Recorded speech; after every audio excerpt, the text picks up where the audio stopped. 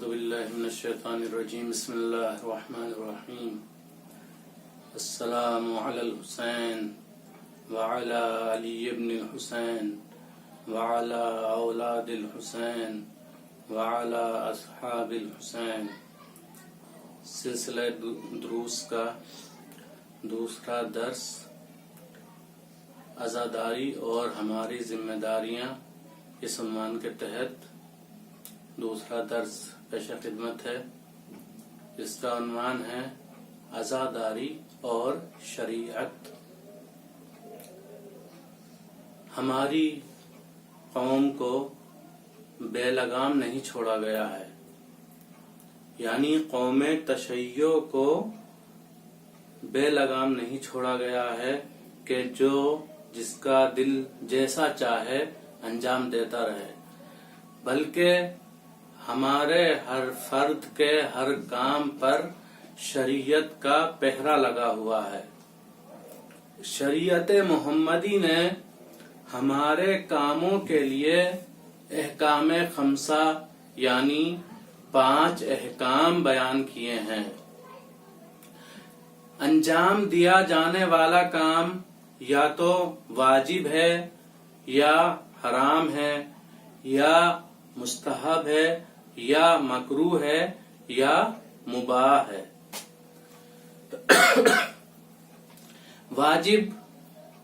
واجب اس کام کو کہا جاتا ہے کہ اس کا ادا کرنا ضروری ہے، اگر ادا نہیں کیا تو انسان گنہگار ہوگا۔ حرام اس کے بالکل برعکس ہے، برخلاف ہے، اپوزٹ ہے۔ کسے کہا جاتا ہے حرام؟ یعنی اس کام سے شریعت نے روکا ہے، یعنی ہم اسے انجام نہیں دے سکتے، اگر انجام دیا تو گنہگار ہوں گے۔ اس کے بعد آتا ہے مستحب۔ مستحب اسے کہا جاتا ہے کہ اگر ہم انجام دے لیں تو یہ بہتر ہے ہمارے حق میں اور ہم ثواب کے مستحق قرار پائیں گے، لیکن اگر ہم انجام نہیں دے رہے ہیں تو کوئی گناہ کوئی عقاب نہیں ہونے والا۔ اس کے آگے چلیے، منزل آتی ہے مکروہ کی۔ مکروہ کسے کہا جاتا ہے؟ مکروہ اسے کہتے ہیں کہ جس کام کے کرنے سے روکا جائے، یعنی بہتر یہ ہے کہ اس کام کو انجام نہ دیں، لیکن اگر ہم انجام دے رہے ہیں تو کوئی گناہ ہونے والا نہیں ہے، کسی گناہ کے مستحق قرار نہیں پائیں گے، یعنی ہم نے انجام بھی دے لیا لیکن گنہگار بھی نہیں ہوں گے، اسے کہتے ہیں مکروہ۔ اس کے بعد منزل آتی ہے مباح کی۔ مباح اسے کہا جاتا ہے جس کا کرنا یا نہ کرنا، انجام دینا یا انجام نہ دینا، دونوں کے دونوں مساوی ہیں، برابر ہیں، یعنی ہم انجام دیں تو کوئی ثواب نہیں اور اگر انجام نہ دیں تو کوئی عذاب نہیں ہوگا، اسے کہتے ہیں مباح۔ واجب کی مثال ہے مثلا نماز، روزہ، حج، زکوٰۃ، خمس، جہاد وغیرہ وغیرہ۔ حرام کی مثال ہے مثلا شراب، زنا، غیبت، چغلی، حسد، بغض، ریا وغیرہ وغیرہ بہت سی ہیں۔ مستحب کی مثال مثلا یہی نماز نافلہ، غریبوں کی مدد کرنا، محتاجوں کا خیال رکھنا، ہمسایوں کا خیال کرنا، یہ سب چیزیں مستحب ہیں جو اسلام نے مستحب قرار دی ہیں۔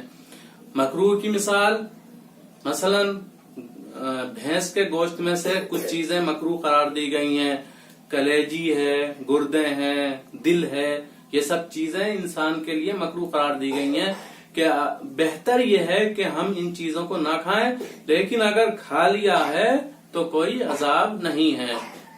اب مباح کی مثال تو باقی تمام کام مباح ہی ہیں، مثلا پانی پینا، کھانا کھانا، فروٹس کھانا، سبزی کھانا، دال کھانا، چاول کھانا، دودھ پینا، جوس پینا، یہ تمام کام یعنی احکام اربعہ کے علاوہ باقی تمام کے تمام کام مباح ہیں، جائز ہیں ہمارے لیے کہ ہم انجام دیں تو صحیح، نہ دیں تو صحیح، اس میں کوئی فرق پڑنے والا نہیں ہیں۔ اچھا، یہ احکام خمسہ جو ہیں، جو شریعت نے ہمارے لیے بیان کیے ہیں، اس میں تمام زندگی کے لیے ہیں۔ یہ احکام خمسہ انسان کی پوری زندگی کے لیے ہیں، اور عزاداری بھی اس سے مستثنی نہیں ہے۔ یعنی ہمیں یہ دیکھنا ہوگا کہ ہم عزاداری میں شریعت کی پابندی کر رہے ہیں یا نہیں۔ ہمیں شریعت کا پابند بن کر عزادار بننا پڑے گا۔ اگر ہم شریعت کے پابند عزادار ہیں، اسی وقت ہم حقیقی عزادار کہلائیں گے۔ اور اگر ہماری عزاداری میں شریعت کی مخالفت نظر آ رہی ہے تو اس کا مطلب یہ ہے کہ ہماری عزاداری قبول بارگاہ الہی، قبول بارگاہ احدیت، قبول بارگاہ پیغمبر اسلام، قبول بارگاہ امام حسین کہیں بھی نہیں جا رہی ہے، کہیں بھی قبول نہیں ہو رہی ہے ہماری عزاداری۔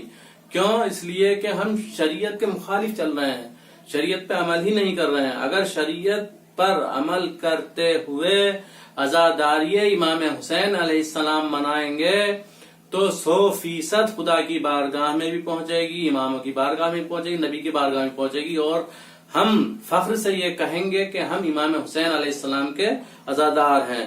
اسی طرح ہمیں عزاداری کرنی چاہیے۔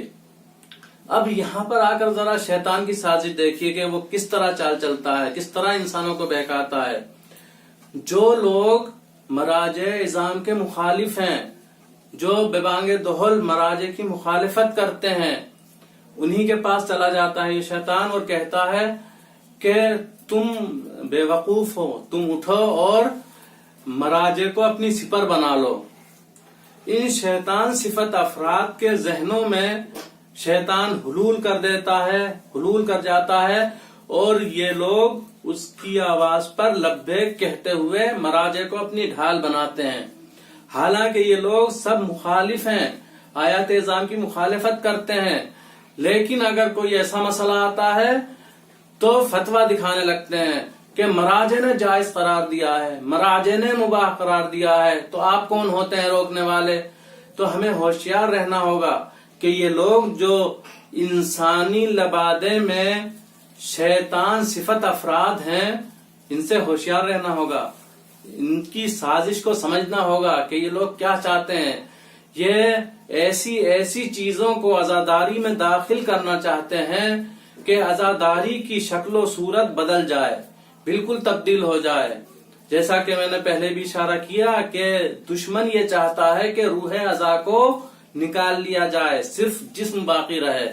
تو دشمن یہی چاہتا ہے، شیطان کا حربہ یہی ہے۔ تو کہتے ہیں کہ مباح ہی تو ہے، شامل کرنے میں کیا حرج ہے؟ اگر ہم عزاداری میں اس چیز کو شامل کر رہے ہیں تو آیات اعظام نے بھی جائز کا فتویٰ دے دیا، تو آپ کون ہوتے ہیں اس پہ اعتراض کرنے والے؟ جب جائز ہے تو جائز ہے، ہم عزاداری میں شامل کر رہے ہیں۔ تو عزیزو، ہر چیز عزاداری میں شامل نہیں ہو سکتی، چونکہ احکام اربعہ کے علاوہ ساری چیزیں ہی مباح ہیں۔ تو کیا ہم تمام کی تمام چیزوں کو عزاداری میں لے آئیں؟ یہ کوئی عقل سلیم قبول نہیں کرے گی اس چیز کو۔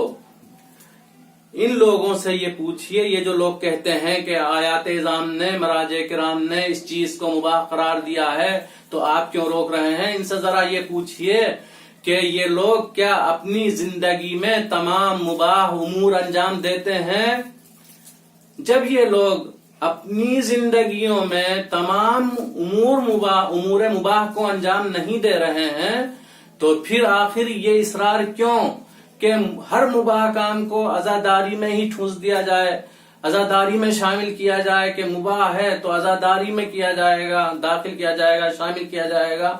تو یہ چیزیں صحیح نہیں ہیں۔ ہمیں شیطان کی سازش، دشمن کی سازش کے مقابل ڈٹ کر کھڑا ہونا ہوگا کہ دشمن کی سازش کو ناکام کریں اور اس کے ارادوں کو پسپا کریں۔